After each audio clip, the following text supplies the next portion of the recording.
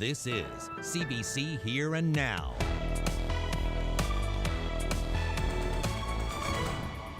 We have no new cases since yesterday's media briefing. A milestone in the province. No new cases of COVID-19 today. Those details just ahead. But we start tonight with assurances the food supply is not in jeopardy. Politicians and those in the transportation sector were speaking out today, saying the flow of critical goods to this province will not be interrupted during this pandemic.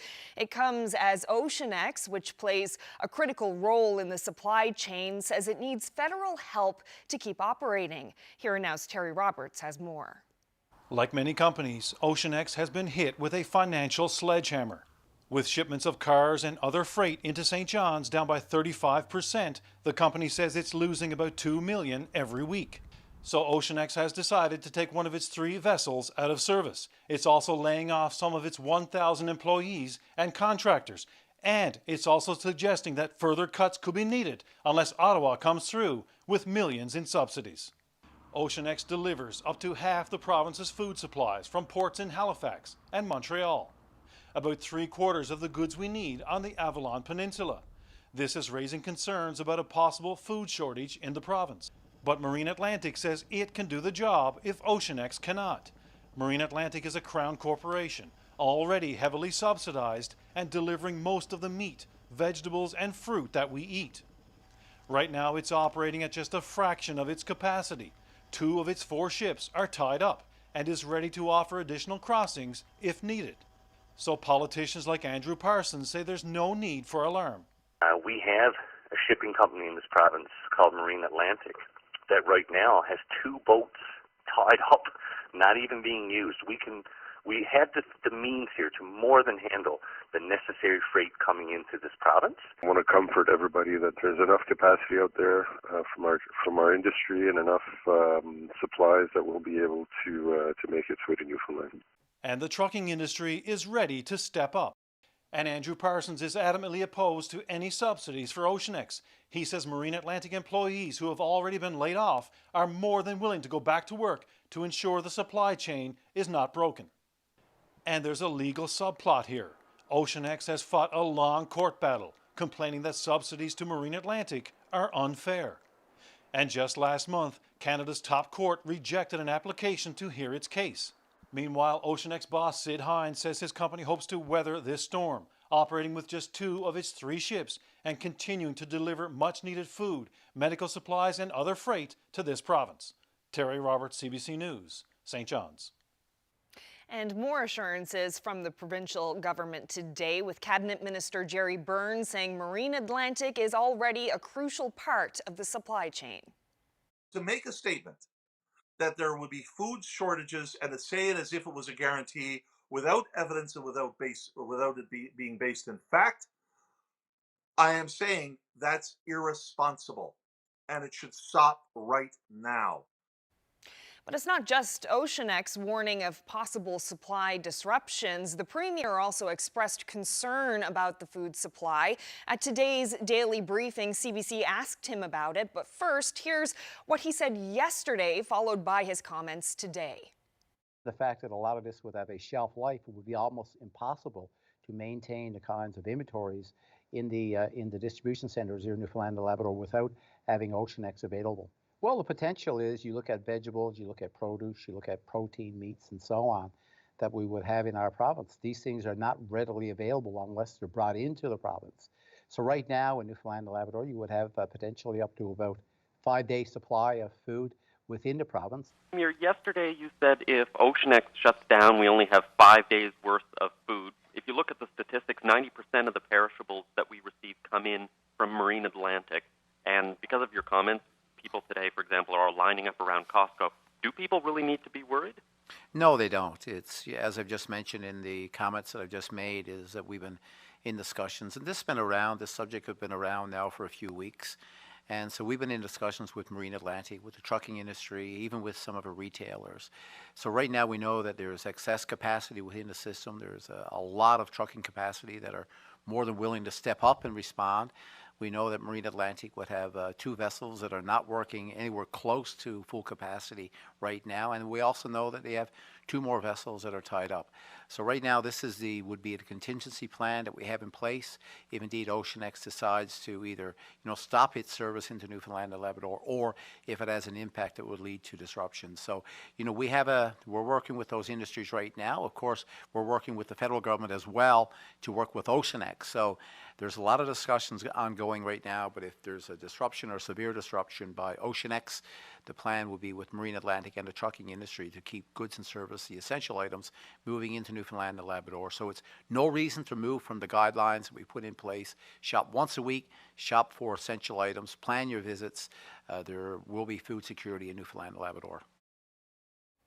So OCEANEX and the province are looking to the federal government to fix this problem. So what's the federal minister for this province saying? Well, Seamus O'Regan wouldn't say what options are under consideration, but does say they're looking at the company's finances.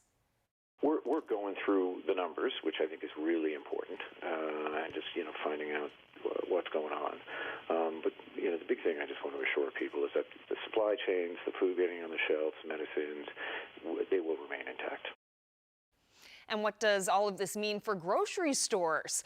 A spokesperson for Coleman's grocery stores says they've been in meetings today to determine the impact. They say that they don't anticipate any delays or shortages because of changes being made by OCEANEX. Greg Gill, the vice president of marketing for Coleman, says our collaborative efforts with vendors and transport partners will ensure that we have adequate supplies for our valued customers. Well, moving on now, it's something we haven't seen in weeks. Today, there are no new cases of COVID-19. But is that a reason to celebrate? Health officials say not yet. Here and Now's Peter Cowan joins us live. So, Peter, what are the numbers showing us?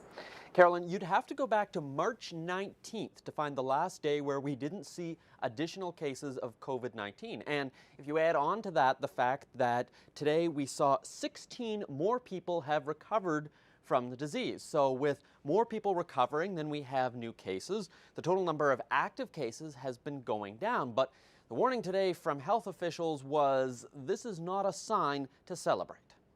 It would be very unwise to draw too many conclusions from the figures we've seen over the last couple of days. On the one hand, they do, I think, represent the success of traditional, old-fashioned, as it were, public health measures. But again, it is really too early to leap to conclusions and think we see a light at the end of the tunnel. I cannot stress enough that the low numbers of new cases in the past few days is not an indicator that we are on the downturn of this. If you relax your physical distancing measures now, I assure you that in 2 weeks, we will be in a very different place. So if this isn't a sign that things have improved, what exactly are health officials looking for? What are they going to use to determine when we can start relaxing some of these measures? Well, today the health minister pointed out that Europe, for example, has used the standards of 2 full weeks without any new cases, but he says they're going to take it as it comes. We will cross that bridge when we come to it, and we will use the most up-to-date public health guidance at that point. But then the question is, it's not free for all. It's a question of how you reintroduce a return to normality, and that is a subject that my department's certainly involved in discussions with other departments about how that should take place. But those discussions are background and planning.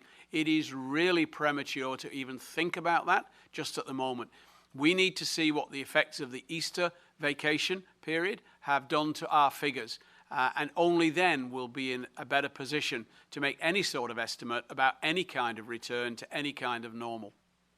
And if you're wondering how long it's going to take to start to see a sign of how well we did over the Easter weekend, with the amount of time it takes for the virus to develop and then testing, he's saying next weekend we'll start to see some of those numbers reflected in our figures that we're seeing and into next week. Carolyn? Thanks so much, Peter. That's Here and Now's Peter Cowan reporting live from the newsroom. Well, health officials are making changes to how personal care homes are staffed. Until now, some employees may have picked up shifts at several care homes. The health minister says the intention of the order is to keep staff in one location for the duration of the pandemic. The idea is that the staff would be working solely from one facility and not doing a few hours in facility A and then moving to B or C over the course of a day or a week. Certainly in long-term care, the RHAs have had clear guidance on that and have been working through it. And as I said, as recently as this morning, we had a very productive, very collaborative meeting with the Personal Care Home Operators Associations, and they were really keen to do this. They recognize the challenge. And the City of St. John's is looking for ways to help pedestrians get around the city more safely during this pandemic. Council is planning to make some changes to pedestrian routes. It plans to automate traffic signals so that people won't have to touch the button to trigger the walk signals at traffic lights. Council is also looking for creative ways to reconfigure streets to offer more space for pedestrians to practice physical distancing. Chair of the Traffic Committee, Councillor Sandy Hickman, says they're open to suggestions. Should they take a lane out of a multi-lane road and make that pedestrians? Should we look at maybe closing off a road, a smaller road to traffic, and have that just for pedestrians? So they've thought about that. We looked at that and said, well, no, let's go to the citizens and ask them for their thoughts on it. The crosswalks that have pedestrian phases attached to them are now going to be automated to work with the traffic flow of green light. Green light with a walk sign would be synchronized together without having to contact and push the button. Pedestrians will not have to push the button. Well, our next story is about a family here in St. John's who's doing more than their little part to help the community.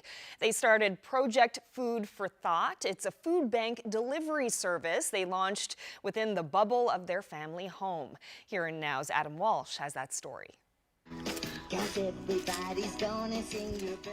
Two members of the NL Eats team spreading joy during these difficult times. When not offering birthday wishes, the family team is organizing its community food bank. When this pandemic happened, we just wanted to do something to bring the entire community together. That's Menaz Tabassum, sitting with her two brothers and fiancé. Before the pandemic, they ran this NL Eats page. It was for posts from local foodies. Now it's the landing page for Project Food for Thought NL, a community-driven food bank that delivers food to anyone who needs it. The idea came from a chat at the family dinner table. We are home, we are eating good food. What can we do to help the people out there? They gathered some of their own money, got some help from family, and launched their project. You wouldn't believe the amount of people who came forward to help and also the amount of people who needed help.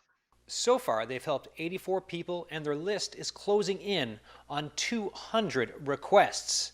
They include from people who are immunocompromised, single parents, as well as seniors. One of those people is Lauren Rodriguez. She called to get help for a neighbor in need. She is senior, and she is vulnerable. Like, she has trouble going to the grocery store. It was very overwhelming, and then we realized that this is actually bigger than we imagined or pictured. Like, this is something that the province needs right now. And Fabian will come open the items up and disinfect them. And it looks like the team is going to be able to keep helping. This is their new location they set up over the weekend at St. David's Church. They also secured more funding, so this family is in it for the long haul. Adam Walsh, CBC News, St. John's. After today's rain, we do have another system on the way tomorrow night into Thursday. This one could bring some snow and some freezing rain. We'll have all the details coming up.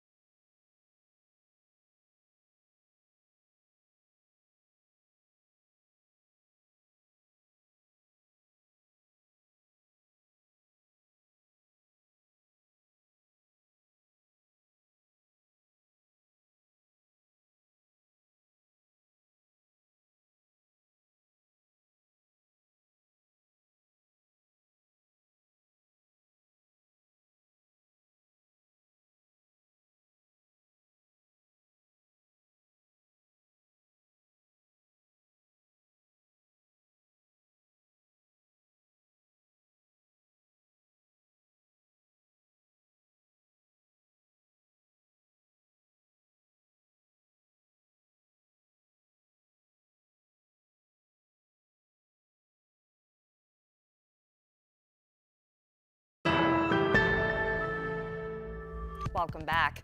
Well, there are a lot of questions about the upcoming fishing season. DFO has moved the start of the inshore fishery to May 1st, but that's just a couple of weeks away. So health officials say it would be difficult for anyone in that industry to maintain physical distancing while on board a boat or in a fish plant.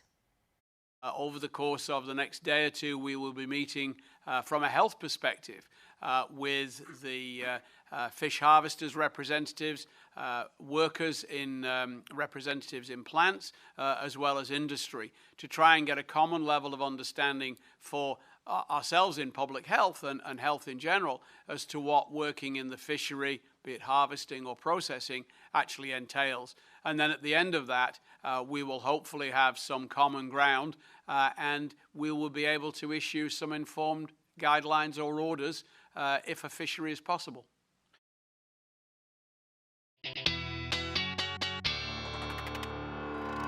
Ashley is here now with a look at the weather forecast. And the weather the past couple of days has really put a dent in the snowbanks. Yesterday we had sunshine, today some rain, so bring it on. Yep, exactly. We're getting closer and closer to little or no snow in our backyards, that's for sure. But if we take a look at the setup that we had right now, we have that area of low pressure that's sitting up over Labrador and a couple of fronts associated with it as well. So a warm front, which is bringing in some of that milder air that we've been seeing, and then we've got a cold front right behind it. And if I zoom out, you can see just how large this area, or rather this cold front is, and then all of that push of warm air. But in behind it, much cooler air. That's the story pretty much across most of Canada, really. We are in the warm sector of that front. So if we take a look at the temperatures, 13 degrees. Happy Valley Goose Bay was the hot spot today. Beautiful afternoon for you. We've got a number of areas in the double digits. Corner Brook at 10 degrees, 9 for St. John's. Pretty much anywhere from 6 to 9 degrees is our daytime highs.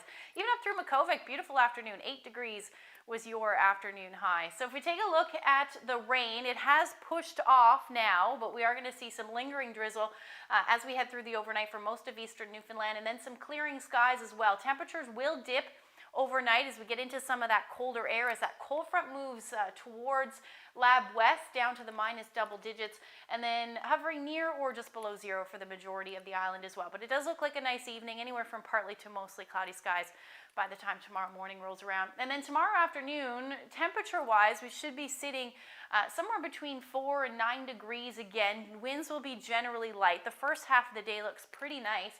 We'll see some sunshine to start, and then things will get messy as we head into the evening hours. Up through Labrador again, those below zero temperatures for northern and Lab West. And then gusty winds for you, anywhere from 50 to as much as 70 kilometers per hour out of the southwest as your gusts for tomorrow afternoon. So let's time out what's going to happen. Kept those temperatures on there because that's going to play a big role in what actually happens or what type of precipitation falls tomorrow afternoon. We'll see the clouds on the increase through the day, and then we'll start to see either snow or rain start. Temperatures will be around 1 to 3 degrees, so anticipating things will start either as rain or a wet snow. And then the rain-snow line will pretty much, if you draw a line from the Canagra Peninsula through to Bonavista, is where that rain-snow line should set up. Anywhere east of that should be rain. Anywhere west of that should be snow. And at this point, because those temperatures overnight will be hovering near zero for most of eastern Newfoundland, we could see some extended periods of freezing rain. Definitely have to keep an eye on that one, but still throwing that potential out there for you. And then heavy rain at times as well through the overnight. You'll see temperatures tomorrow in the early morning hours, rather on Thursday, still hovering below zero, so we should see some snow. Looking at about 5 to 10 centimeters, again from Clarenville, pretty much through to just west of Grand Falls, Windsor. Otherwise, trace to as much as 5 centimeters as possible. And as far as that rainfall goes, most of the rain will fall on the Avalon, somewhere between 20 to as much as 30 plus millimeters of rain expected. Again, could see some freezing rain with that one as well. Now, as we head into Thursday, that low will move off, but still staying unsettled, and the potential for either rain or snow through most of the day on Thursday up through Labrador.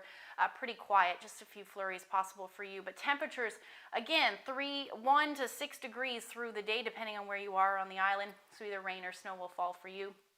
Lab City -7, and then we're looking at a temperature near -1 for Happy Valley Goose Bay. So I just wanted to share this great weather photo with you. It is, this was this morning rainbow. It's always nice when we see a little bit of a rainbow.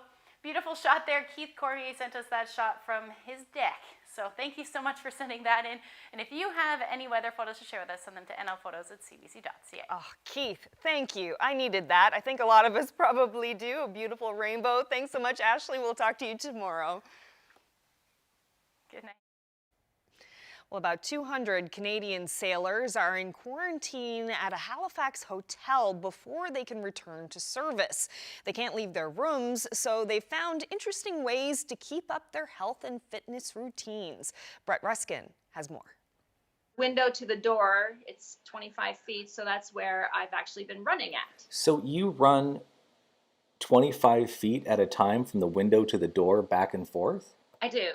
I love running, and I got here and I was sitting here and I was looking out the window and I could see everybody, you know, still maintaining their physical fitness by running outside, and I was watching them and I thought, God, I'd love to go for a run. And I looked around the room and I thought, I can make this happen. I've learned to adapt and overcome. So I put my runners on and I got up and I started running back and forth from the window to the door. And the first time I did it, it was just over 10K that I did. So I was pretty impressed with that. And on Tuesday, I wanted to push myself even further, and I did a complete marathon in here. So a full marathon inside a hotel room. Now, there's also people who had to rearrange their rooms a little bit in order to get the space they needed to work out. I had to do some modification. I got here and I had two double-sized bed, and I'm like, how am I gonna do some working out in here? I put the mattress on the side and all that, remove one of the bed behind me that I can actually work out and have a nice space. Wait, is that the bed up That against is the wall? That's one of the mattresses up on the wall. It works. It works. I'm just gonna put it back before I leave. And so this period of self-isolation is beginning to come to a close. They're almost at 2 weeks. The plan at the end of this week is for them to be heading out to the ships, doing one last medical check, then they'll be deployed out onto HMCS Ville de Quebec and HMCS Moncton as well to be ready in case Canada should ever need them. Brett Ruskin, CBC News, Halifax.